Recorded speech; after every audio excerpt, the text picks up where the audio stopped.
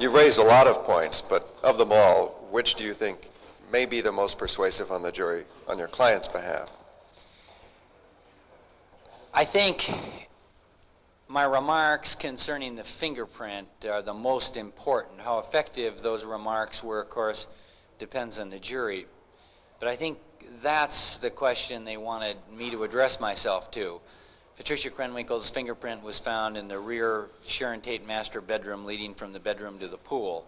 And I think that effectively I was able to demonstrate that the fingerprint was placed in an innocent location at a door that was used for ingress and egress. It wasn't found at some incriminating point in the house, wasn't found in the interior of the house, wasn't found at any point of entry, wasn't found at a window or a back window, wasn't found, wasn't in blood. The fingerprint essentially had absolutely no date on it. There's no way to tell when this fingerprint was placed there. The fingerprint could have been put there the 5th, the 6th, the 7th, the 8th. There were 25 other fingerprints in the location that haven't been identified to anyone in terribly incriminating places.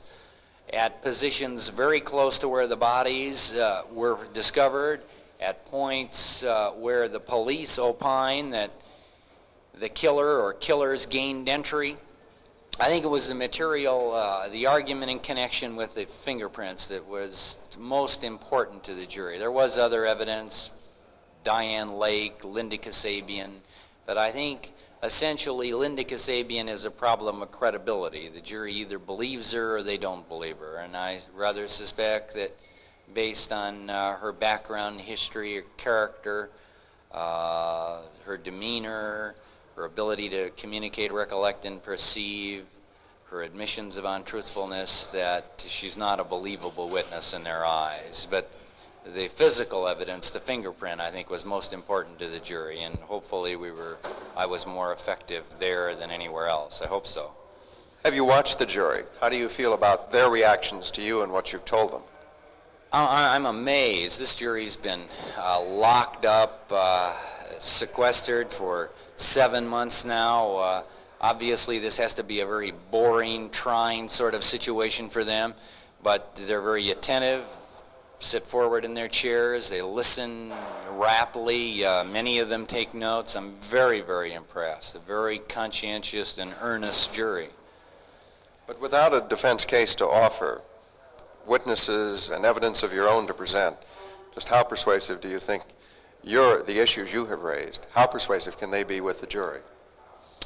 Well, the beauty, if you can refer to it as beauty, of not putting on a defense is that the defense does not obscure the prosecution. The prosecution's case can be analyzed clearly simply for what it is. And obviously, of course, we are not required to put on a defense. The defendants are presumed innocent, and the prosecution must demonstrate their guilt beyond a reasonable doubt.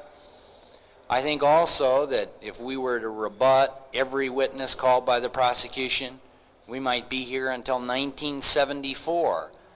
I think the jury understands that they don't expect us to become engaged in some sort of rote rebuttal, that for every witness who says yes, we're supposed to put on a witness that says no. I think from the very outset this jury agreed and promised under oath that they'd decide this case on the basis of the evidence, and they were well aware that the defendants need not put on any evidence at all.